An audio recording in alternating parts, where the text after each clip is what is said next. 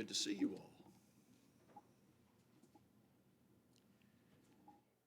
Turn with me to 1 Timothy chapter 2 today. I'm going to begin in verse 1.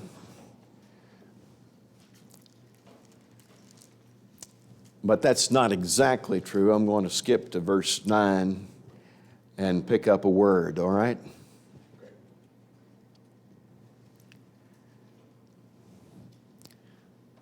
Sophrosunes, the word for propriety, occurs in 1 Timothy 2:9. I want women to dress modestly with decency, that is, reverence, and propriety. Propriety, there it is, sophrosunes. Not with braided hair or gold or pearls or expensive clothes, but with good deeds appropriate for women who profess to worship God. My grandmother, Mamaw Richardson, dropped out of church at midlife because she was being shunned because she cut her hair. She preferred makeup to no makeup. She liked to wear a necklace. Are you with me?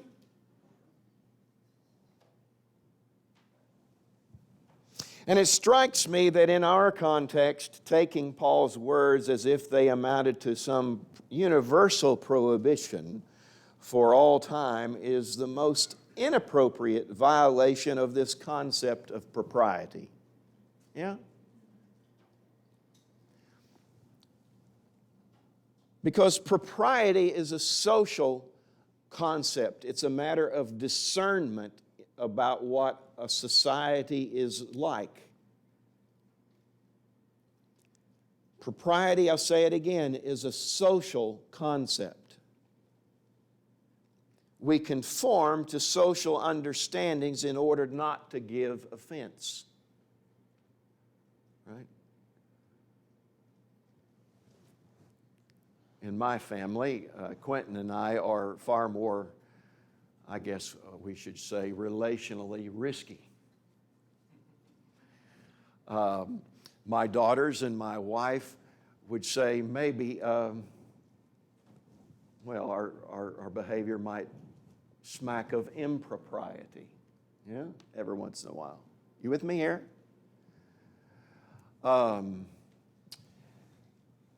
The word occurs again in verse 15. Paul says, but women will be saved through childbearing if they continue in faith, love, and holiness. Those are normal kinds of categories, right? Faith, love, holiness. But to this quite typical trio, Paul adds with sophrosunes, with propriety. But women will be saved through childbearing if they continue in faith, love, and holiness with propriety. And the phrase saved through childbearing is a metonym. It's a metonymy. It's one of those things where a part stands for the whole. And so you take one aspect of a woman's vocation in life that might be quite painful, and a trial that you want to be brought through successfully, yes? And you let that stand for the entire breadth of the spectacular thing that is a woman's vocation in life. They'll be able to pass through that successfully with faith and love and holiness and propriety. And by this, he means that men and women have to be able to express their unique strengths and acknowledge the dignity and value of each other without blurring their distinctions between men and women, so that those distinctions and that mutual admiration get expressed in culturally appropriate ways. Am I making sense? Sophrosunes, propriety. Now, it's a difficult concept for me. Can I just read you one text in 1 Corinthians? I get on to Stephen for doing this, but we're staying in 1 Timothy, but I want to read you from read you a text from 1 Corinthians 11, about verse 12. For as woman came from man, so also man is born of woman. But everything comes from God. Judge for yourselves, he says. Is it proper for a woman to pray to God with her head uncovered? Does not the very nature of things teach you that if a man has long hair, it's a disgrace to him? But that if a woman has long hair, it's to her glory? My grandmother shook her head and said, no, it's not obvious to me.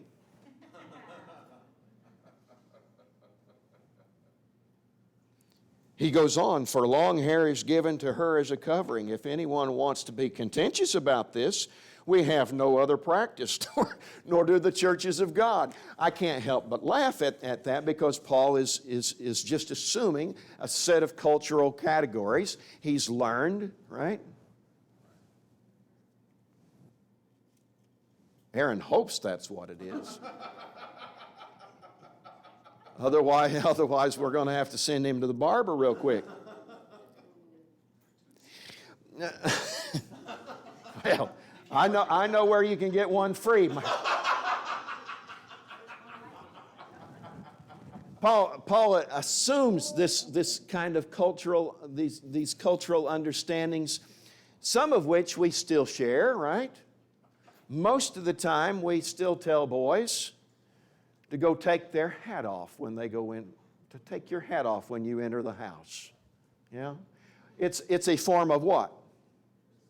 That's it. That's the right word. That's sophrosunes. You've discerned in our culture that it's a courtesy, it's a respect shown to others if men take their hat off.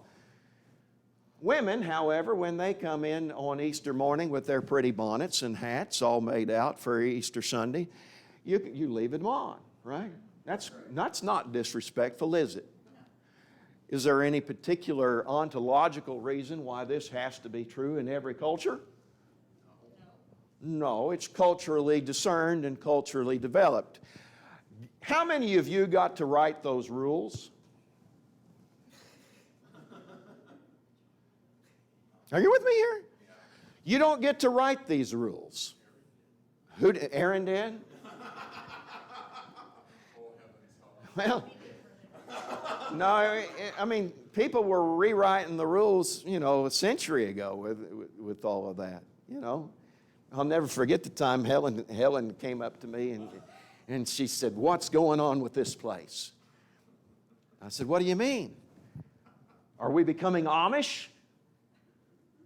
What do you mean, Amish? Every man around here is not shaven. They're all wearing beards. I'm saying, well, I'm pretty clean shaven, Helen. She said, yeah, but I have a suspicion it's your fault. Yeah. I love, God rest her soul. It was such a thing. But see, these things are culturally discerned and culturally figured out. I went to India. I thought I was not supposed to wear leather shoes.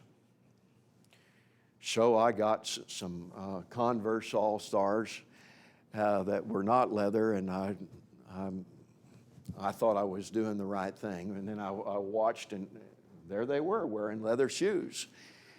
Some of them were even wearing them in their house. I thought I was supposed to take my shoes off when I went into the house. By the way, in my house is not India. You don't dare take your sandals and your shoes off in my house and clutter my house's floor with your bare feet. That's just not the way it works at my house, you see, but that's going to be culturally discerned. Are you with me on all of this? So what is appropriate, what makes something a matter of propriety is culturally discerned. It's a matter of discernment, sophrones. Okay? Now, Paul starts talking about these things. He starts talking about these things with using the word with regard to gender and gender issues, but he also is talking about this subject all the way through 1 Timothy. I urge then, verse 1, chapter 2, I urge then, first of all, that requests, prayers, intercession, thanksgiving be made for everyone, for kings and those in authority, that we might live peaceful and quiet lives in all godliness and holiness.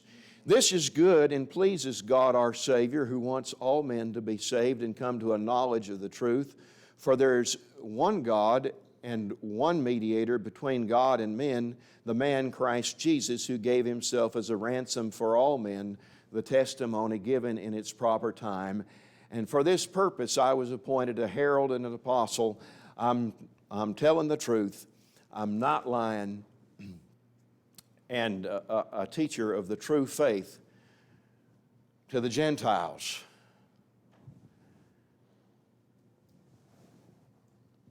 The faithful church is not co-opted by the authorities, but it never fails to pray for them and to root for them, right? It never fails to accept that there is an appropriate way to be in a society and that you respect the way the society works. You don't necessarily respect the way a society malfunctions, but you respect the way that it functions. Gene Shelburne taught me when I was in Amarillo that you go to the city council meeting, and I've gotten away from this. But Gene always was in charge of putting people to praying at city council meetings. And he would just go to the city council and he would say, you know, what is it that I need to be praying about for this body this month?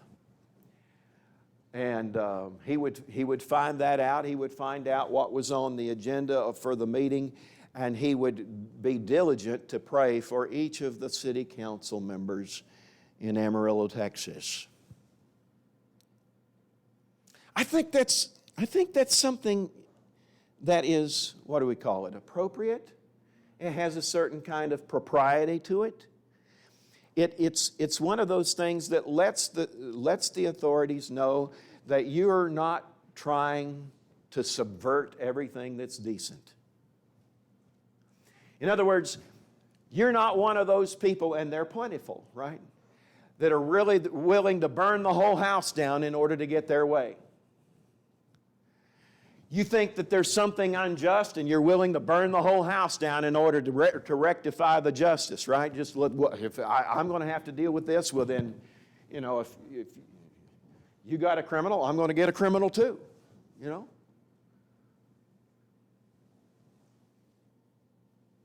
No. Paul says, I want the church to lift up holy hands. I want them to lift up holy hands. That phrase is probably not taken from the evangelical or charismatic worship where they're going like this, you know. It's more like Solomon when he started the foundation of the temple, and he just kind of ratified it as God was going to invest the temple. Solomon would raise up his hands and he said, I'm innocent of everybody's blood. In doing this, I've not taken advantage of people. And so to raise up holy hands in prayer without anger or disputing is to say, my relationships are okay. I'm not hurting people, and I haven't hurt people without making it right. Okay? So he wants people everywhere, Paul does, to lift up holy hands in prayer without anger or disputing. It says we're not waging this kind of political campaign against the government. We just want to pray and make things better for you. And so in a world of anger and disputing, Timothy, you're to fight the good fight to create a community of God's servants who don't and must not quarrel. Yeah? Because that's unseemly. That's not appropriate. for people whose message is that one God is reconciling all people together under one head, even Jesus Christ. And it doesn't matter if the guy in government, in fact, it maybe even matters more if he's not anything like you are religiously. For there's one God, right? And one mediator between God and man, the man, Jesus Christ. Yeah? And that one mediator, that one God is a blessing to all. There it is. That's propriety in a society. That's appropriate kind of behavior that is apt to gain the church some credibility. The leaders might listen to you if you behave that way. Then in verse 9, he's telling Timothy, it's going to be a loving fight to get people to dress modestly. Are you with me here? Every teacher knows this. Look at it. I also want women to dress modestly with decency and propriety, not with braided hair or gold or pearls or expensive clothes, but with good deeds appropriate for women who profess to worship God. It's interesting, isn't it?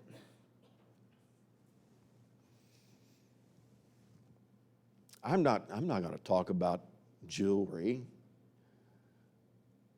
I want to talk about this thing that started 15, maybe even longer than that, 15 years ago, of pasting written work right here. Are you with me? Ladies? A little higher. Some of them are not. I'm not trying to say that everybody who wears a pair of those pink shorts are consciously advertising their body.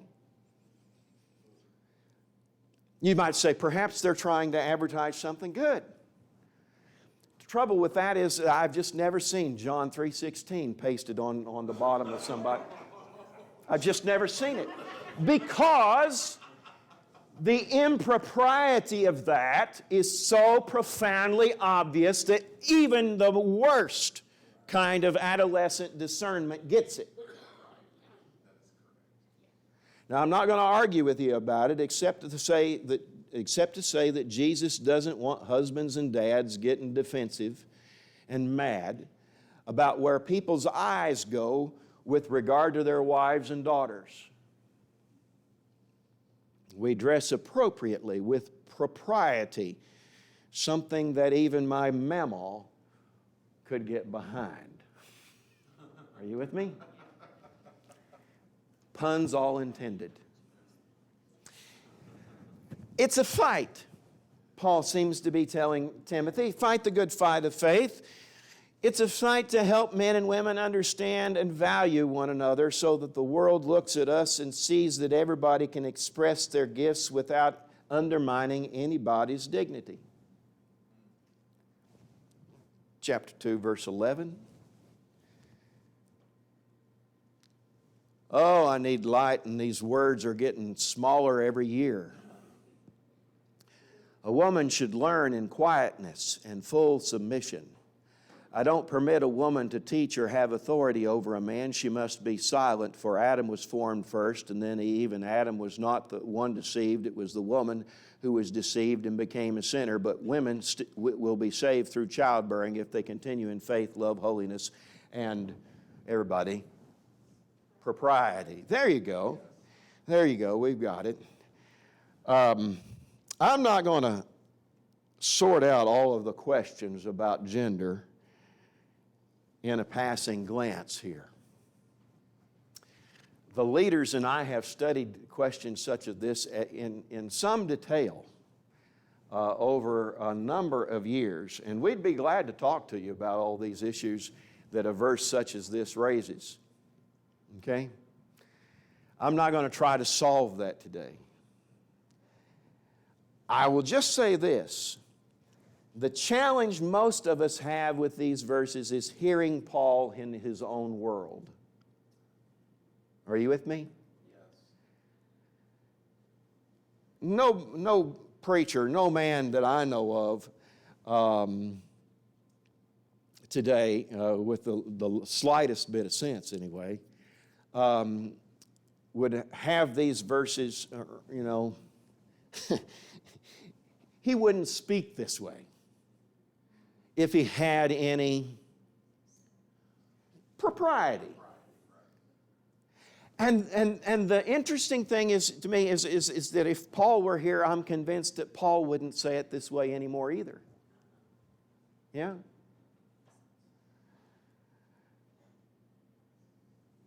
Even when we know that silent here doesn't mean that we put some adhesive tape on a woman's mouth in church, Even when we know that the silence here is a kind of quiet.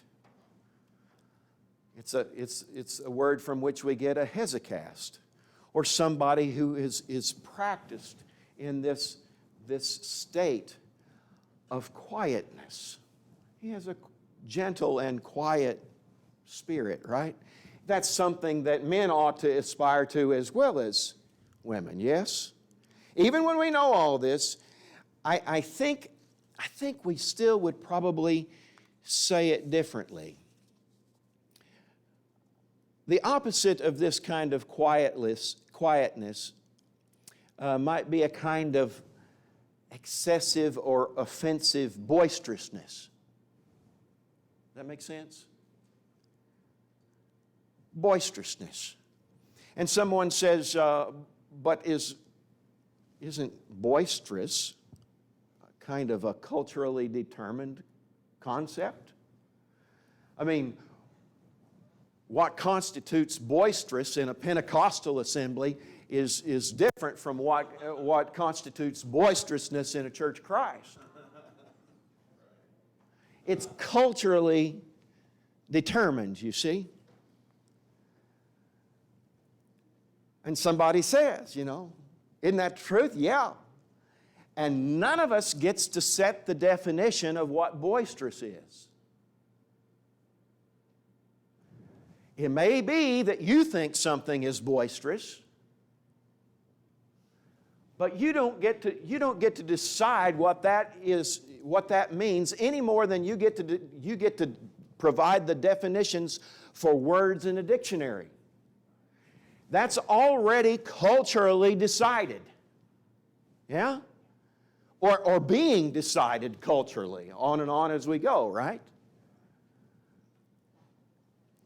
And so, sophrosounes, propriety, is a willingness to say the group is more important than me, and I conform to group standards rather than demand the group conform to me. Now, this sense of propriety and this immense sense of submission to what is considered proprietous, that obligation belongs to everybody, doesn't it? It doesn't just belong to one little group that you have to conform to us. And the other group doesn't get to say, no. You have to conform to us. Propriety is a willingness to listen and to discern and figure out what's not going to lead to contention and what's going to lead to God's work, which is by faith.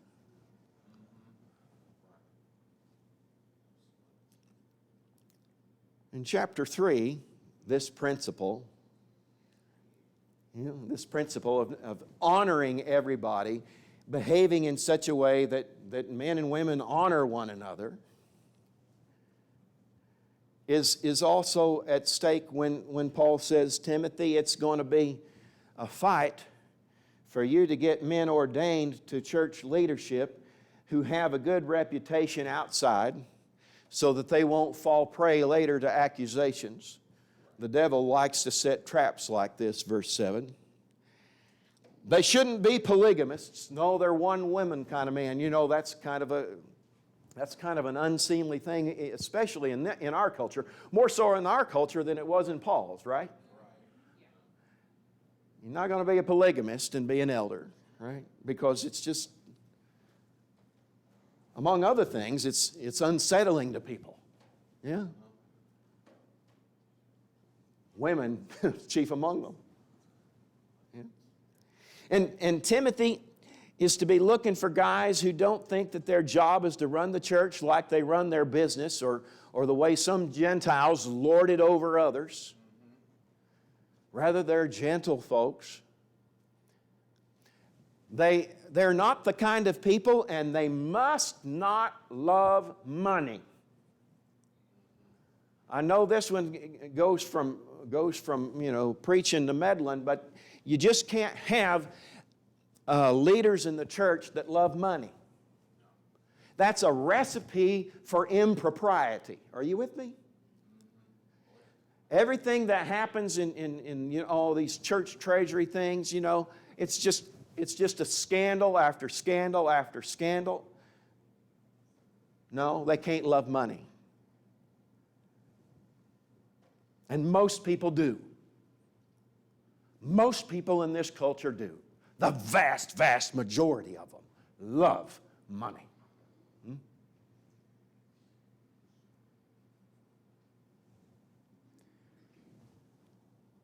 And so it's going to be hard to raise up the kind of guys. I don't want you to be hasty in the laying on of hands. He's going to tell them. Yeah. I don't want you to share in the sins of others. I don't want you to be responsible for ordaining people that are going to cause all kinds of problems and unseemly improprieties.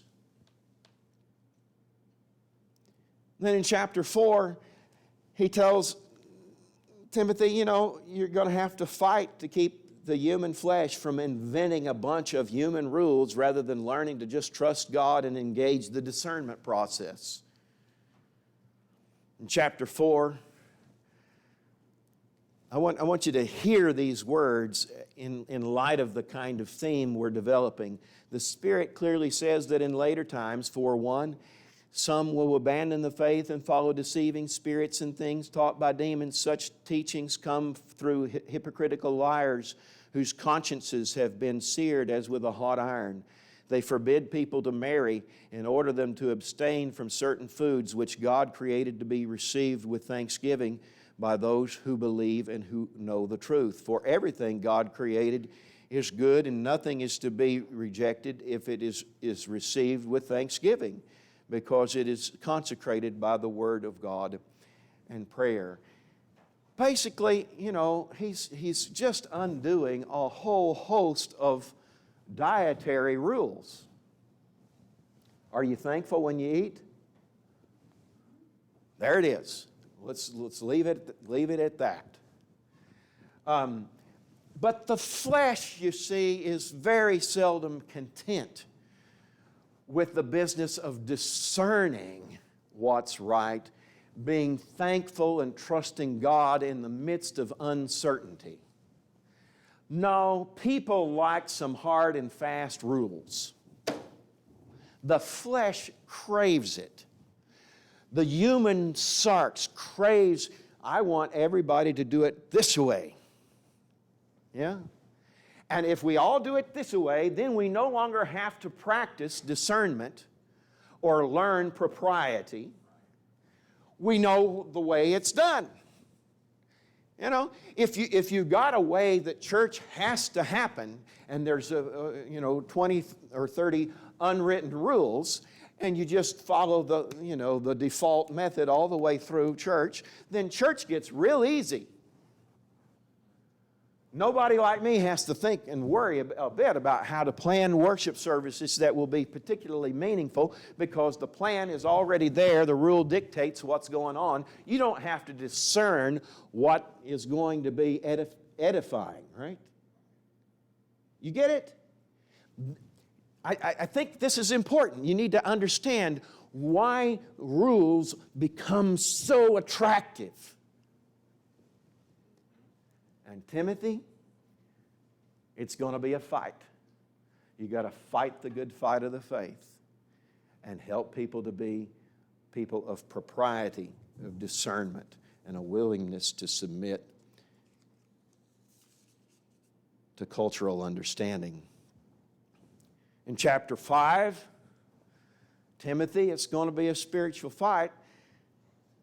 It's going to be a spiritual challenge, which is going to be met with some resistance, Timothy, when you think about distributing aid and helping people like widows in need and placing their names on a list of widows who are going to receive church support in exchange for doing good deeds and works of mercy. Because there are going to be some people who just want to live off the church's largesse. And then you're going to have a boatload of people saying, no, Timothy, you're playing favorites. Why did my aunt not get this when so-and-so's aunt did? Yeah. And servant of God must be free from all this business of favoritism, he says. And so there are lots of ways in which churches can get off track and start, dealing with one rule or one set of mythologies or one set of genealogies after another, so that the main thing is no longer the main thing. They can get embroiled in worldly politics and unseemly rebellions against established authority. They can be immodest or sexually inappropriate. They can have gender issues that can engender controversy. They can have leadership misconduct, making up rules that justify the flesh in order to avoid discernment and cause controversy. And leaders can exercise favoritism in a way that just creates a fuss. There are all kinds of ways that churches get sidetracked, and most of us have seen most of these. Yeah? Propriety, as we close then, is being discerning of and submissive to a sense of what is appropriate in a social setting. Propriety is hard because just going along with any old culture can be dangerous. Sometimes the most appropriate thing to do is to call out inappropriateness, right? But propriety is also difficult because the social rules don't always make immediate sense. The way they function, the way they work, that's something you have to kind of learn and feel your way through as you immerse yourself in a different social situation. Propriety requires a kind of submissive respect to that wider group. It requires something of group identity. Are you with me here? It means that the group and my identity in the group means more to me than my identity as an individual. And we in the West have a hard time with that. Propriety in the way we approach life and ministry in the church provides safeguards that can go a long way in avoiding those controversies. I want to end with one reading here in chapter 3 and verse 14. Paul says, I hope to come to you soon. I'm writing you these instructions so that if I'm delayed, you will know how people ought to conduct themselves in God's household, which is the church of the living God, the pillar and the foundation of the truth. I love that expression. In the ancient world, you could go down the highway, and the highway sometimes is not much wider than the aisle here. And on both sides of the highway, there might be a pillar and a foundation upon which there is a statue of a person. The church is that pillar and foundation of what? The truth. And what kind of truth gets set on top of a pillar and a foundation? A person. The church is the pillar and the foundation that holds up an image of Jesus to the world. That's the image here. That's what we're about, holding up Jesus We hold up Jesus, who occasionally broke the Sabbath in order to love people, but who conformed perfectly to the perfect picture of a suffering servant in Isaiah, right? We lift up this forgiver. We lift up this empowerer. We lift up this person who gives light to our eyes, this victor, this creator who's making everything new. We hold him up. And we're not so much committed to specific rituals or obeying the particular cultural manifestation of the New Testament, right? Anybody wearing a necklace? Okay, Beth. If we're committed to particular manifestations, she's just going to have to go, right? Because we have no other rule, and neither do the churches of God. But my sense is that Paul is saying, no, if you're going to be contentious about this, we have no other rule, right? And so we hold up Jesus, not some set of rules, all in an effort to keep him who is the main thing, the main thing. I don't know about you in your life, but I find that sometimes days get away from me. And the main thing that I thought the day was supposed to be about doesn't stay the main thing. And then I've noticed something else, that sometimes I have weeks where the main thing doesn't stay the main thing. And if the truth be told, right? Many of us have gone through long seasons of years in distraction, not able to keep the main thing because our lives are filled with conflict. Our lives are filled with controversy. Our lives are filled with having to put out fires because the main thing is not the main thing anymore. Yeah? And so the invitation today is to learn this discipline. Number one, I don't get to set the rules. The rules are being set around about me, and I have to conform to them rather than they to me, for the most part. I mean, I have my part to play in that whole process, but it's one in a million. Yeah? And so I learn to submit myself to the social conventions. I take my hat off. There's no good reason to, other than it's a convention. I take my hat off when I come into the house. Yeah? You with me? Yes. And we do that, and we discern in each situation what is best and what's the most appropriate based on what's happening, right? It's not as if we got a rule that's going to make this thing go away. That process of discernment is what it is to practice propriety. And we do that in order to keep the main thing the main thing. And that's the invitation today as we stand and sing.